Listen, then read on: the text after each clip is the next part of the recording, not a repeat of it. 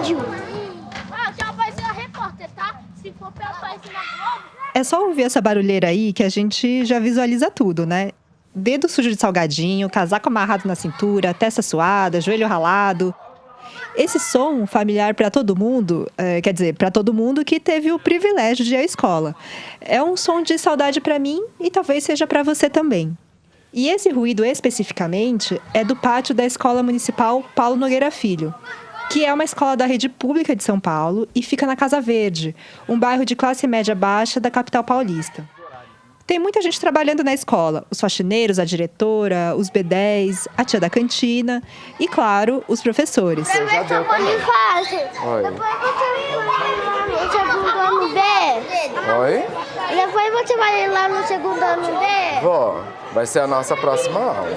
Esse é o Bonifácio Feitosa, de 45 anos, professor de artes para alunos de 6 a 14, lá na Paulo Nogueira. A gente estava ali para conhecer de perto a jornada de um professor e o Bonifácio foi a nossa vítima. Eu acho esse professor muito legal aqui na escola. Só isso que eu ia falar. Ele está fazendo reportagem sobre você? Sobre nós. Quem vocês são e por que estão na escola?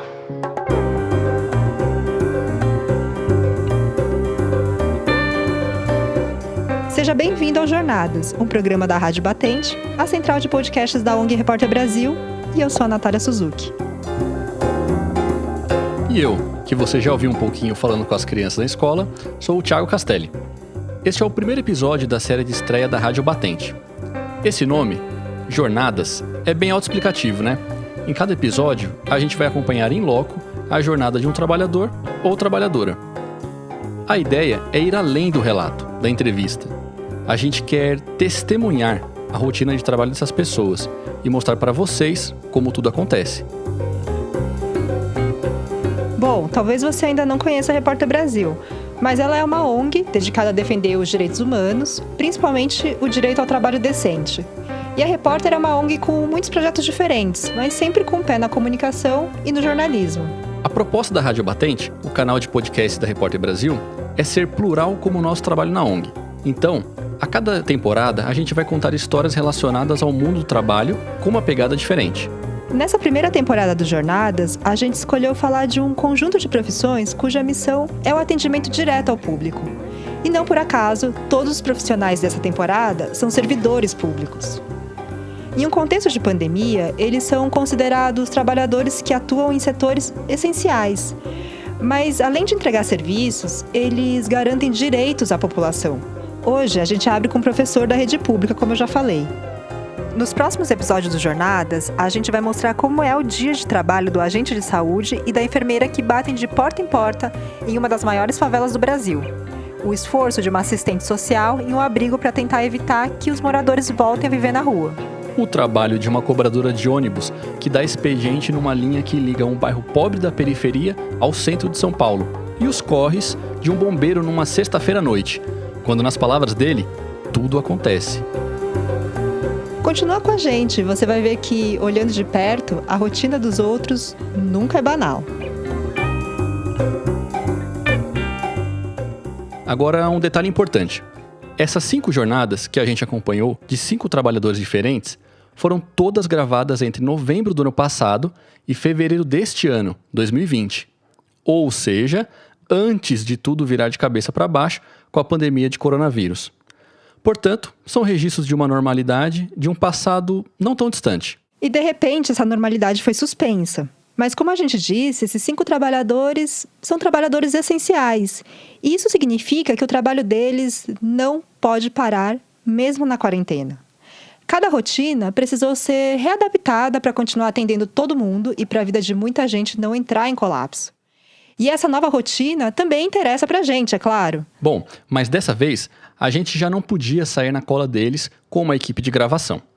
Então, a gente passou a mão no telefone para saber como está sendo a rotina de trabalho durante a pandemia de coronavírus. No fim, sem planejar, essa temporada do Jornadas acabou virando não apenas um, mas 2 retratos de 2 momentos muito diferentes na vida desses 5 trabalhadores. E pode ser também uma espécie de prospecção útil para o futuro.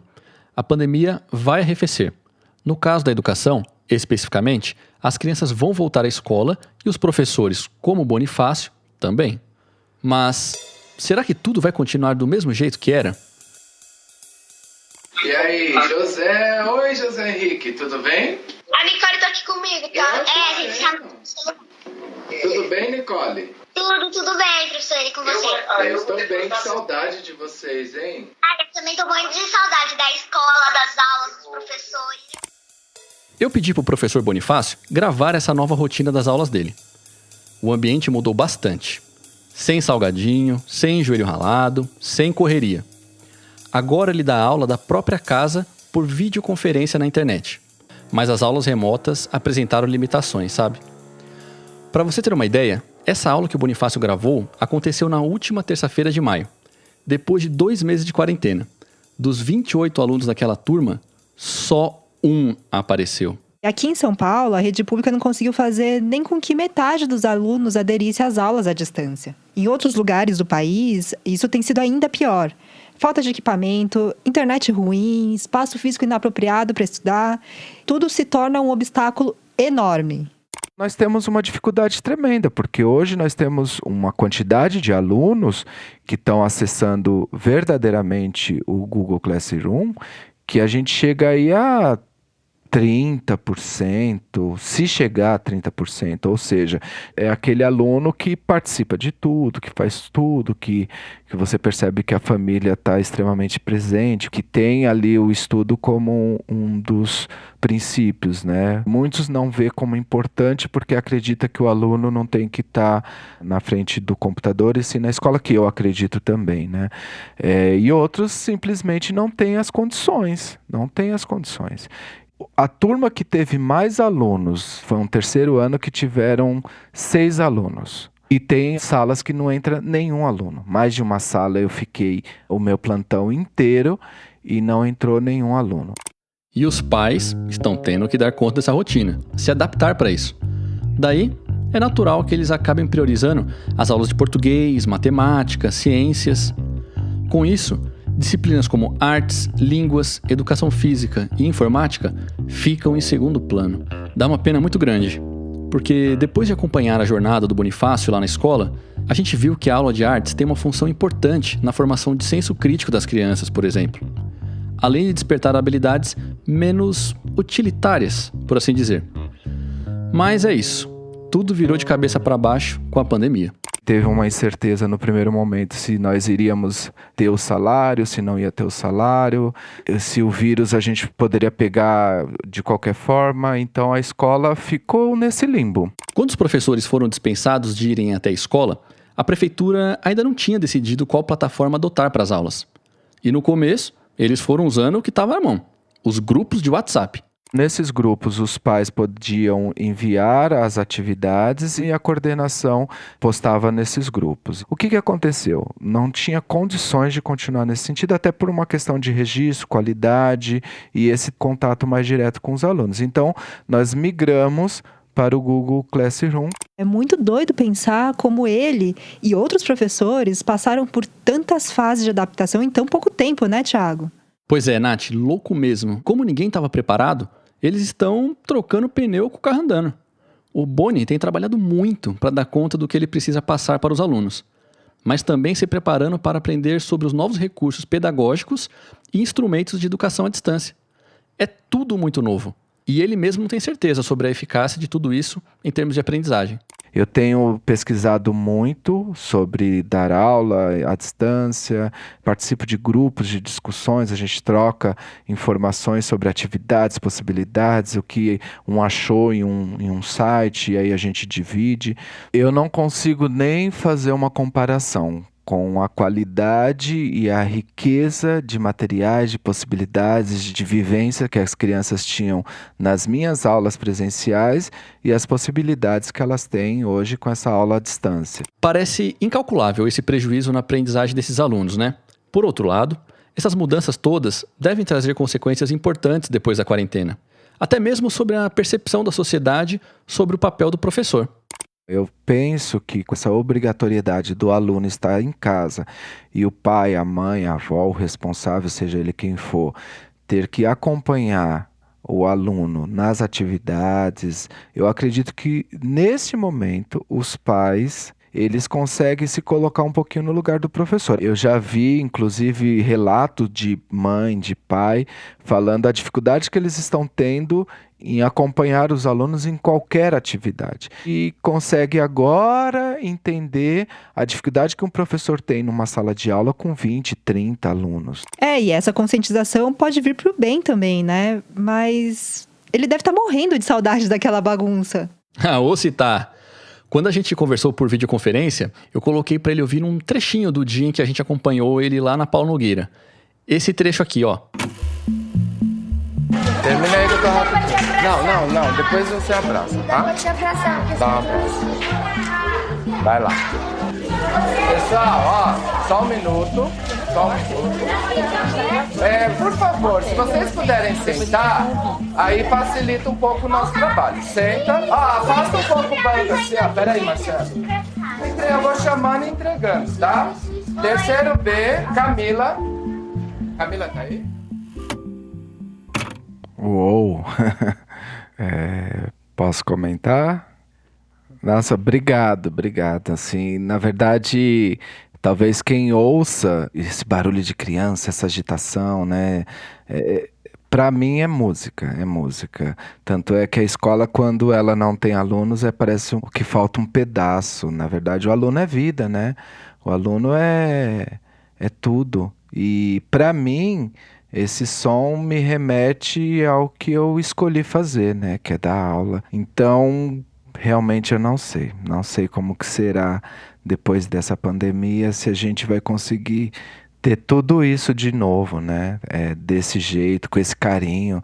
Eu lembro exatamente desse dia que nós chegamos, aí os alunos vêm, aí querem abraçar, querem pegar, né? E como vai ser? Assim, eu fui ouvindo e já pensando assim, como vai ser depois disso? Se a gente vai ter de novo essa afetividade, esse abraço, esse carinho com certeza, sempre, né? Mas eu digo essa questão do toque, né? Que o ser humano, ele é movido pelo toque. Amigo. Foi bom relembrar, né? A gente também gostou de ouvir aqui, passou um filme. Nossa, é muito bonito ouvir esse registro. Bom, depois disso, vamos lá conhecer essa jornada do Bonifácio de uns meses atrás, quando a gente nem pensava em pandemia.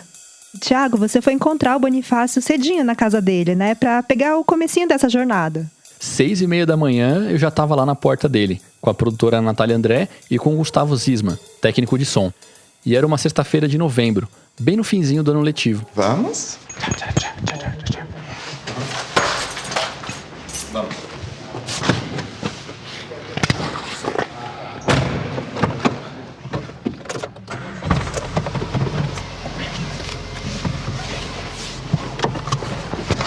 Daqui até a escola assim, como eu estou no contrafluxo, 10 minutos no máximo. Tá. Aqui é Campos Elíseos, né? Eu estou localizado entre as estações Santa Cecília e Marechal Deodoro. E eu trabalho no bairro Vila Baruel, que é Casa Verde Baixa. A ideia era começar a entrevista no caminho, mas foi só uma palhinha. Eu estou nessa escola desde 2012. Antes de ser professor, eu era educador social, com adolescentes em situação de risco em Diadema. Trabalhei na Fundação Florestan Fernandes durante 5 anos. E trabalhei o primeiro ano como educador social. A partir do segundo, eu fiz um projeto e comecei a coordenar um projeto de artes em Diadema. E ele também foi ator profissional durante 12 anos e dançarino afro. Mas eu, enquanto professor de artes, eu sou um professor que eu trabalho com as 4 linguagens, né? Então seria o teatro, a dança, a música e as artes visuais. Então eu costumo dividi-las durante o ano, então por bimestre, então cada bimestre eu trabalho uma linguagem. Na nossa escola a gente tem um hábito de os alunos serem os protagonistas, né? Então muitos trabalham. O Bonifácio faz uma reflexão muito bacana sobre o papel da escola. Ele sente que muitos pais delegam para os professores a responsabilidade de educar as crianças intelectualmente e também a responsabilidade de uma formação cidadã. Tipo, não bater no colega, não falar palavrão, não pegar o material escolar do outro sem ter permissão.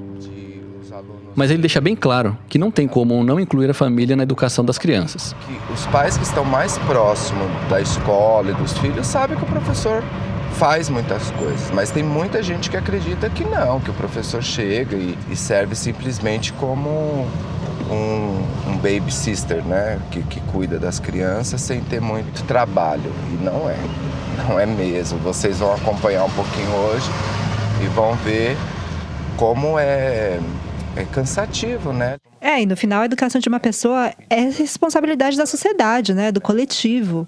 Claro que a escola tá aí para educar, mas não basta. Mas também não bastam só os pais, enfim. Bom, enquanto o Boni pensava em voz alta, a gente já estava chegando no bairro da Casa Verde. A gente virou uma esquina e logo viu a cobertura da quadra de esportes. Depois o prédio laranja de 2 andares e o pátio cimentado. Oi, bom dia, tudo bem? E aí, João? É a Globo? Não é a Globo. Olá, bom dia, tudo bem? Então vamos lá, gente. Um dia pro Boni hoje? Vocês vão adorar, o trabalho dele é ótimo. Finalmente, na Paulo Nogueira, o Boni tinha um ateliê para as aulas e para guardar o material de artes, que não é comum. Parece um detalhe, né? Mas faz toda a diferença. O Boni contou que em vários colégios por onde ele passou, acabou sendo despejado do ateliê para abrir espaço para outras disciplinas mais úteis, entre todas as aspas. Não, eu imagino, até porque faz muito pouco tempo que o ensino de artes foi incluído na Lei de Diretrizes e Bases da Educação Nacional. Foi só em 2016, e foi só aí que as artes visuais, o teatro e a dança entraram no currículo do ensino básico público e privado. Antes disso, só o ensino de música era obrigatório. A outra coisa que eu acho que as aulas de artes ajudam muito, essa questão do cognitivo, né? Porque ele sai daquela coisa técnica, ele sai daquela aula mais estruturada, vamos dizer assim, que você tem que aprender que 2 mais 2 são 4. Aqui ele tem que aprender que se ele misturar azul com amarelo, vai dar uma terceira cor, que pode ser o verde, mas se ele colocar uma outra... Então, é a descoberta, é a autonomia, a coordenação fina, é saber que não está sozinho no mundo. Então, é uma aula que eu acho extremamente necessária. E qualquer pessoa que queira comprometer ou tirar esse tipo de linguagem de uma criança, pode se considerar crime, enfim. Vamos lá. Minha próxima aula é o terceiro B e eles vão começar a pintar. Espero que dê tempo. Deixa eu recolher esses trabalhos dos alunos de ontem. E aí eu fui colocando aqui embaixo. Agora eu vou subir. Avisa para os meninos que eu vou subir, tá? Oi, tudo bom?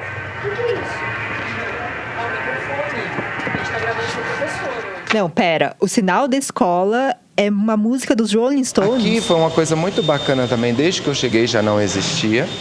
Aquele sinal de fábrica, sabe? Que já vai treinando os nossos alunos para essa realidade, né? Que é o chão da fábrica. Então aqui nós usamos música na hora do sinal. Eu acho muito mais agradável. Eu sou um professor que eu não faço fila, por não acreditar na fila. E não dizer que ela não seja necessária, mas aqui eu faço um acordo com os alunos. Eu falo, o fato de não ter fila não quer dizer que você vai sair gritando, pulando, se jogando no chão. Você não obriga o aluno? Não obrigo, não. Então, até essa desconstrução é difícil. Eu falo, gente, vamos. Quando você vê, eles já estão na fila, né? Porque eles também já estão condicionados desde da CEI, da EMEI. E quando chega aqui, muitos professores ainda usam fila.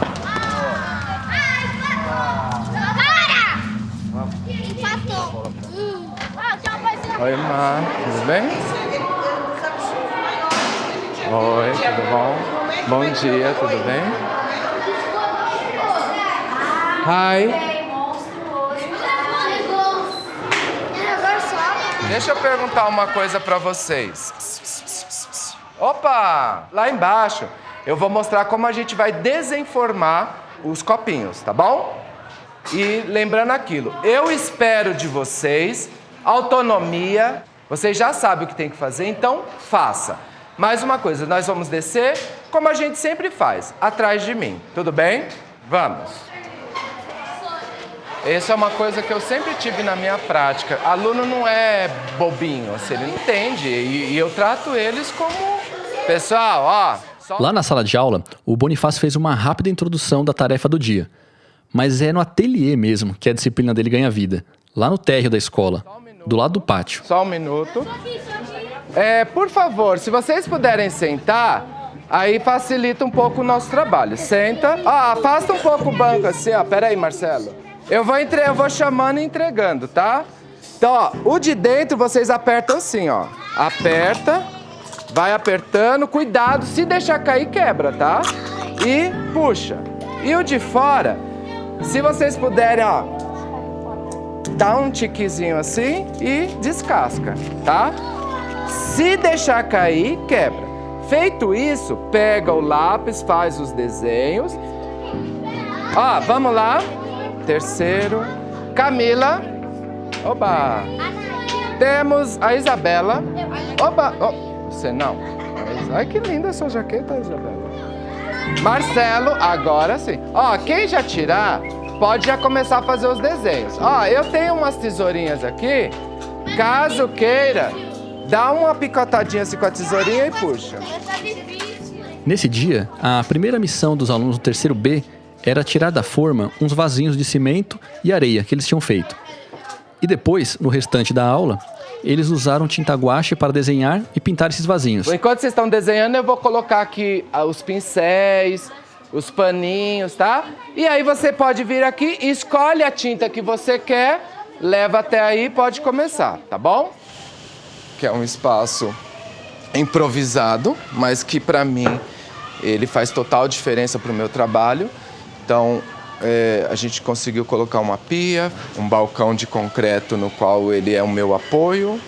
Eles também já têm uma rotina, que aqui tem um varalzinho com um monte de pedacinho de pano. E eles já sabem que tem o paninho, tem que o potinho com água para lavar o pincel, secar o pincel, pintar. Eles já criaram um hábito também de lavar o seu pincel, organizar o espaço para deixar pronto para a próxima turma. Porque eu sempre falo, você chegou, o espaço estava organizado, então você tem que deixar organizado para o colega que vai vir depois de você. Às vezes eles esquecem, né? E aí eu enquanto educador e um olhar pedagógico, eu tenho que lembrá-los que eles não são sozinhos, né? Que existem outras pessoas que vão usar o espaço também. E ele não dá muita colher de chá, né? Mesmo com as crianças mais novas, ele tem regras e procedimentos de organização, de dinâmica. Nath, acompanhando as aulas do Boni, ele é um daqueles professores que misturam disciplina com um olhar atento para a formação do aluno, como indivíduo, cidadão, sabe? Ô, professora, olha o que eu fiz. Que lindo! Tá nada, tá lindo. Você é muito caprichado. Você terminou? Terceiro. B. Você vai fazer mais alguma coisa, Lê? Fabiola. Obrigado, Fabiola. E tem sempre um sonzinho, assim, rolando nas aulas dele, Thiago? Nath, essa é uma das estratégias do Boni. Ele sempre leva uma caixinha de som, monta várias playlists. Antes da aula, ele contou pra mim que usa a música como instrumento para acalmar ou agitar os alunos, dependendo da necessidade. Só morri de rir mesmo foi no final da primeira aula, quando ele colocou uma versão acústica e bem calminha de Like a Virgin, da Madonna. Ah, muito maravilhoso, que ótimo. Camila, na próxima aula você continua, tá? Lava o pincel. Já acabou? Então tá bom. Versão maravilhosa, né? Vamos? Terceiro B. Vamos subir. 5. Aqui, atrás de mim, Marcelo.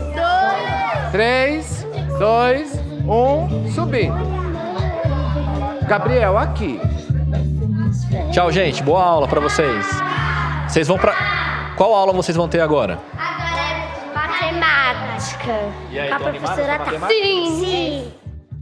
E parece que o lance da música super funciona, né? Total. Mas o Boni tem várias outras estratégias. Ele inventou um jeito de fazer a chamada. Olha só. Deixa o Pro fazer a chamada rapidinho. Davi Gabriel. Davi Lucas. E a Isabelle? E a Jennifer? E o José Camilo? E o Leonel? E o Ícaro? E o Bonifácio? Eu nunca falto, né? Agora era a hora de os alunos no segundo ano C também pintarem seus vasinhos de cimento. Eles estavam animados, porque esse seria o presente que entregariam aos pais na mostra de artes que estava chegando. Aqui nesse espaço também tem máscaras africanas e vocês podem perceber numa das máscaras que tem uma escrita em árabe, que foi 2 alunas sírias e elas escreveram paz entre as nações. É muito legal porque os alunos até hoje eles vêm e eu vejo eles falando para os colegas, olha, essa máscara a gente fez. Nós temos uma grande quantidade de alunos filhos de bolivianos, sírio, nós temos aluno filho de angolano, nós temos um aluno filho de nigeriano. Então, assim, é um mosaico de... sim, e os alunos com deficiência, né? Então, cada aluno com deficiência é um desafio para todos os professores, porque aqui nós temos uma política e a diretriz da escola é trabalhar com esses alunos também. Então, a inclusão ela é feita de fato nessa escola. Pois é, e a Paulo Nogueira, inclusive, já foi apontada como modelo para outras escolas de São Paulo pelos esforços que eles fazem na inclusão de estudantes de outros países. E isso é fundamental quando a gente considera que entre 45% a 55% dos alunos da escola são imigrantes, de várias nacionalidades. Uma das iniciativas foi a criação de um grupo de dança tradicional da Bolívia, com pais e alunos. Foi um projeto xodó da escola. Todos os professores comentaram com a gente desse projeto, super orgulhosos. E vale dizer aqui que esse projeto foi feito em parceria com a gente, com a Repórter Brasil. Foi até assim que a gente se aproximou do Boni e da sua escola. Nós tínhamos até 2016, antes do projeto Multiculturalismo da Repórter Brasil, que nós conseguimos literalmente trazer as famílias bolivianas para dentro da escola. Antes de 2016, que é um período mais crítico, nós tínhamos muitos casos de violência, literalmente violência física, verbal. Não se chamavam os alunos pelo nome, então era ou Bolívia, ou boliviano, coisa do gênero. E por mais que a gente falasse, terminava na fala. Não existia um projeto da escola verdadeiramente. Existia um desejo, mas verdadeiramente não existia. Porque passam tanto por aqui, você pode explicar? Chama atenção, né? 30% basicamente da escola tem alunos bolivianos ou descendentes de pais bolivianos? Eu acredito que um pouco do resultado já é dessa construção do multiculturalismo. O trabalho que a gente faz de acolhimento, os pais bolivianos, eles falam muito bem da escola. Então um acaba falando pro outro, que fala pro outro, que fala pro outro. Eu acredito muito por uma indicação. Uma das coisas que eu sempre falo, a importância da escola, nesse sentido do desenvolvimento do aluno. Por exemplo, a Nathalie chegou aqui, ela só falava assim, meu nome é Nathalie. E hoje ela tem dificuldade de fala, até por conta, acho que, do idioma. Na casa dela eles só falam espanhol, mas aqui ela já consegue desenvolver frase, já consegue se comunicar, já consegue falar o que ela quer, o que ela não quer, né?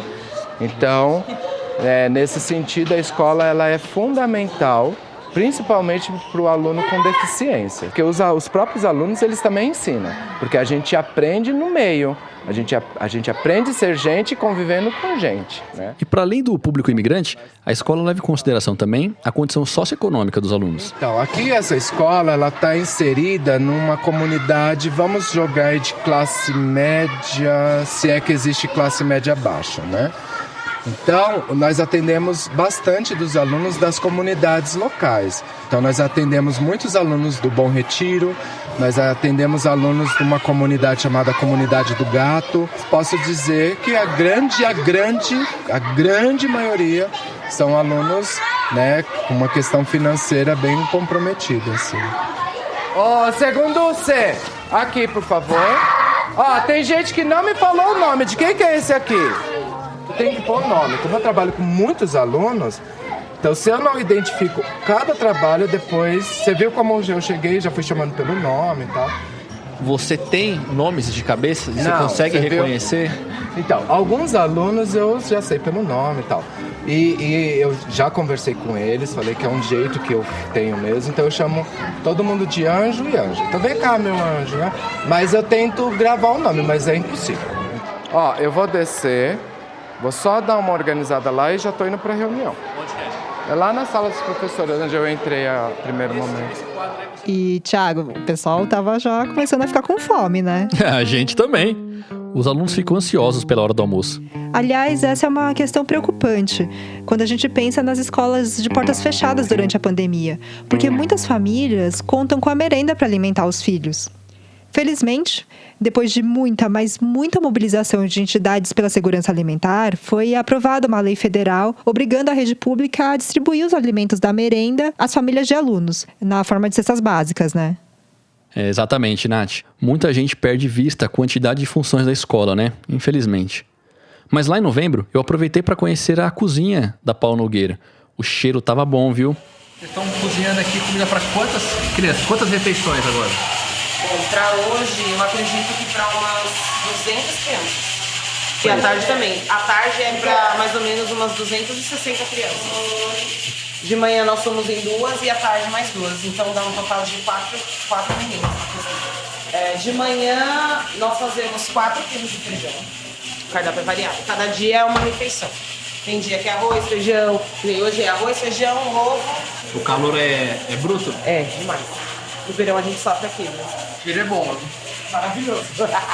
E a comida também é boa, viu? Se vocês quiserem experimentar aí. A gente vai ficar o dia inteiro, a gente vai fazer isso. Então tá bom. Ai, você não fez desfeita, né? Ah, claro que não, né? Você me conhece. A empresa terceirizada faz o almoço para as crianças com muita qualidade, tem uma nutricionista que acompanha, o sal é controlado.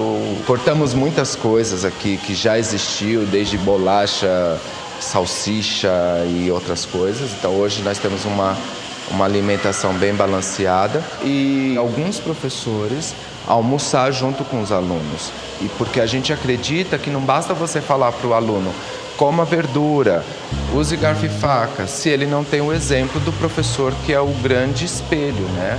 É um momento pedagógico. É interessante isso, perceber que a escola ajuda numa socialização que vai aparecer depois em casa, na mesa, durante as refeições e também em outras dinâmicas cotidianas do aluno. E é por isso que o professor não perde o olhar pedagógico nem na hora da refeição. Logo depois do almoço, eles tiveram uma reunião de professores, que aliás acontece semanalmente, e eles deixaram a gente acompanhar. Então, essa reunião começou com um debate sobre burocracias internas, que é coisa que não falta em escola, né? Isso porque eles tinham implantado um sistema de marcação online de faltas e presenças. E o sistema não parava de dar problema. Quando teve esse bug que perdemos tudo, teve professor que ficou até 2, 3 horas da manhã, porque depois esses registros são impressos e entregues para os pais na reunião de pais, né? Porque tá toda a vida do aluno ali, né? É um sistema. Não, a gente não tem mais diário de papel. Acabou? Acabou! Então tudo é online agora. Então faltas, o conteúdo das aulas, notas, tudo é passado online. Os pais têm acesso. Eles verificam. A gente imprime o boletim, mas eles entrega na reunião de pais porque muitos pais não têm acesso a computador, internet. Mas eles teriam, se todo mundo tivesse acesso a um computador e uma rede, eles teriam como acessar as notas e as informações dos filhos. Tem pais que já conseguem. Depois de discutir as questões internas, era hora de falar dos alunos. Inclusive de casos muito graves, viu? Que às vezes o professor tem de encarar. Porque a gente está um pouquinho preocupado com ele, no sentido de ele estar um pouco deprimido. Vocês comentaram no conselho que ele tem dificuldade de interação com os colegas, ele está obeso. E aí a Rosane falou para mim que no intervalo ela observou que ele pegou a corda que eles brincam de... Ele simulou um laço para colocar na cabeça assim. Aí ela falou, nossa, por que você tá fazendo isso, né? Aí ele falou assim, é porque eu me sinto muito sozinho, eu não tenho nada nesse mundo. E aí eu falei isso pra mãe, né? Falei, olha, eu acho que cabe aí um acompanhamento com o psicólogo. Perguntei pra mãe como é a rotina dele em casa. Mais uma atenção pra ele. Ela falou assim, que em casa ele fica sozinho à tarde, que ele não faz nenhum tipo de atividade física. Ela falou que ele tem também crises de choro em casa. Aí perguntei qual que é o UBS que atende eles, ela falou que é o da Boraceia. Então, que ela vai mandar lá agora. Ele tá, assim, num conflito, né? Então, acho que cabe aí naquele processo, um atendimento. né, de muita tristeza. E ela falou que ia ficar mais atenta. Então, assim, o que a gente puder fazer de conversar, né, de dar atenção, né, pra ele, eu acho que é legal. Nossa, olhando de fora, você imagina que a vida do professor é chegar, dar aula e pronto. Mas, no final, eles têm a possibilidade e a responsabilidade de intervir em situações limite. Bom, daí a importância de ter um grupo instruído pedagogicamente, organizado e atento, cuidando das crianças. E, de fato, que responsabilidade é desses professores. E também que difícil manter esse olhar atento agora com essas aulas à distância e ainda mais com tantas faltas dos alunos. Pois é, viu, Nath? Eu toquei nesse assunto com o Boni quando a gente se falou por telefone, agora em maio. Quando você participou dessa reunião, naquele momento que você estava acompanhando a minha rotina, justamente estávamos discutindo esse caso porque um professor, ou uma professora, não lembro, percebeu que o aluno estava mais embotado, mais quieto, né, com dificuldade nas relações. O outro professor também percebeu e isso foi para o grupo. E a partir do grupo nós acionamos a família e conseguimos fazer um levantamento em relação a essa questão e acionar outros equipamentos da rede, né? Mas assim, nós conseguimos fazer esse trabalho de acompanhamento e acolhimento porque uma professora viu, o outro professor percebeu e acionou a escola como um todo, que acionou uma rede. Agora, se o aluno está dentro da casa dele e o pai, ou a mãe, o tio, a avó, ou seja lá quem seja o responsável, não consegue perceber, o aluno vai estar em sofrimento, porque a família pode entender que é, sei lá, uma tristeza, dar o nome que quiser e achar que isso não é importante. E você ter uma, duas ou várias crianças em um grau de sofrimento muito grande, que a gente sabe que a depressão é uma doença e que tem que ser tratada como tal. Então, nesse sentido, se acontecer de chegar até a escola, com certeza a escola vai fazer uma intervenção. Mas e se não chegar? A pergunta é essa, e se não chegar? É outra questão a se considerar. Como a escola pode se integrar mais às redes de proteção, para que ela esteja presente mesmo quando os alunos estão fora do muro da escola. Agora, na pandemia, isso fica evidente, mas isso se aplica também aos períodos de férias. Mas, voltando à reunião de novembro, no finzinho do encontro, os professores falaram de uma boa notícia, ligada justamente a essa rede de cuidados, a chegada de uma estagiária, que seria um reforço para atender alunos com deficiência física, lá na escola do Bonifácio. A gente recebeu mais uma estagiária para a sala para atendimento dos alunos com deficiência. Só que é no período da tarde, porque agora nós temos mais alunos à tarde, né? Então foi uma solicitação que a escola fez no início do ano e agora nós conseguimos. À tarde, nós estamos com quantos alunos com deficiência? Eu sei que no total a gente tem 33. 33? Ela terminou. Ai, que bom. Terminou ela e acho que as duas vão embora. E as duas da tarde também terminou. Obrigado. Então, muito obrigada. De nada, Nossa, e o Boni quase não parou nesse dia, né? Até agora só teve a pausa do almoço. Mas agora ia ter um intervalinho pro recreio. Repara só o barulho, Nath. A algazarra era em torno de uma mesa de pebolim.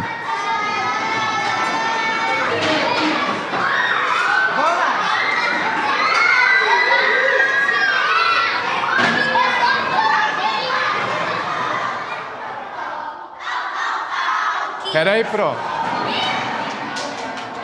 Vocês, por favor, entra e espera a professora lá dentro. Ó, eu posso deixar você... Posso fazer minha mágica? Não? Então vou fazer. Olho de tartaruga. Rabo de caranguejo. Dente de lesma. Faça que esses alunos durmam sobre a mesa. Nath, lembra como era bom saber que a gente estava na última aula do dia? Nossa, ou se lembram. Bom, com a aula rolando, eu puxei o Boni de canto para falar de um assunto que a gente ainda não tinha tratado. Salário. Não é novidade para ninguém que professor no Brasil ganha pouco, né? Eu sempre desconstruo essa falácia que professor é coitadinho, que professor é miserável, que professor é isso ou aquilo. Com certeza nós deveríamos ganhar muito melhor, isso não há dúvida. Porque se eu ganho melhor, eu posso ter a possibilidade de escolher de não ter 2 empregos. Para poder viajar, poder ter minha despensa cheia, enfim, né? Porém, o que a gente faz, e hoje você viu, que a correria e a tensão e tudo. E aí eu pergunto, como que esse ser humano termina o final da sua carreira, né? E é uma rotina super puxada, em vários turnos, e que não melhorou nada em tempos de aulas remotas, né, Thiago? Há 2 meses, agora em maio, uma pesquisa com 2.400 professores do Brasil inteiro apontou que eles estão sofrendo com sobrecarga de trabalho e ansiedade por causa das aulas virtuais. Nossa, o Boni me disse exatamente isso, que sente que está trabalhando mais de casa do que nas aulas presenciais. E olha que eu vi de perto que o dia dele lá na Paulo Nogueira é puxado. Ô, Anjos, me mostra os vasinhos pra gente pôr o nome. Acabou? Oi. Que lindo, né? E você, o que você acha do professor Boni, Pedro? Eu acho ele legal, tranquilo, bonzinho, chama a gente de anjinho. Ele também é um anjão, que eu acho. Dole 2. Dole 3. Viu como eles organizam tudo? Pessoal, agora que a gente já terminou, vamos pegar as mochilas e esperar os pais. Obrigado, meninos e meninas. Acabou. Dever cumprido de hoje, bem cansado, que vocês viram que é bem corrido. E essa é a minha rotina diária. Você vai sentir no corpo assim, dando um cansaço e tal, mas eu só vou sentir mesmo daqui uma meia hora, 40 minutos, né? Que você dá uma acalmada, mas é ritmo alucinante.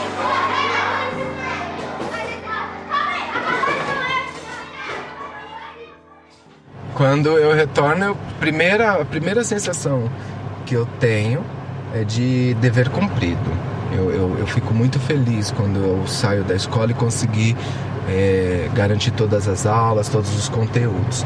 E quando eu estou voltando para casa, como agora, eu já estou pensando o que eu tenho que fazer à tarde, né? Então, qual o horário, o que eu tenho que fazer em casa, as articulações, né?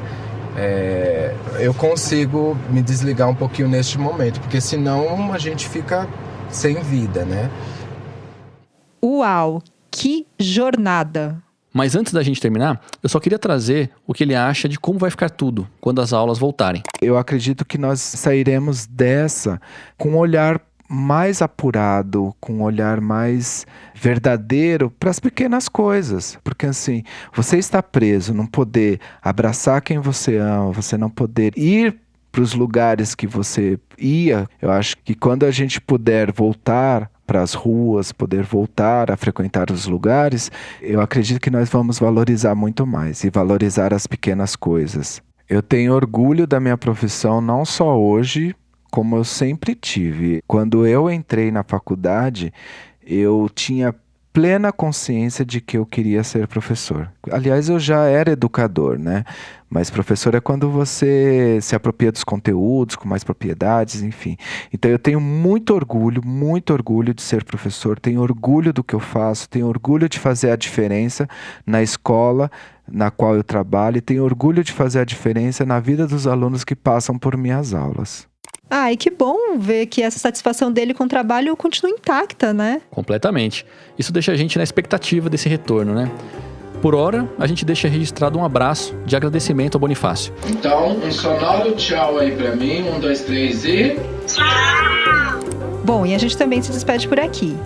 Esse foi o primeiro episódio do Jornadas, uma série da Rádio Batente, a central de podcasts da Repórter Brasil. O nosso próximo episódio vai ao ar daqui a uma semana e acompanha a jornada de uma assistente social em Campinas e o seu esforço para evitar que moradores de um abrigo voltem a viver nas ruas. O Jornadas é uma produção da Rádio Novelo e tem a coordenação geral da Paulo Scarpim. O Vitor Hugo Brandalize é o responsável pela produção e pelo roteiro, com a colaboração da Flora Thomson Devô e da Paulo Scarpim. A Natália André também participou da produção deste episódio. A edição e a montagem são da Clara Reustab e da Mari Romano. E a captação de som externo é do Gustavo Zisman. A nossa música tema é composta pelo João Jabassi, que também faz a finalização e a mixagem do programa. Essa temporada do Jornadas conta com o apoio da Louds Foundation. Thiago, muito obrigada pela companhia e até o próximo episódio. Valeu, Natália. Foi um prazer. Até semana que vem.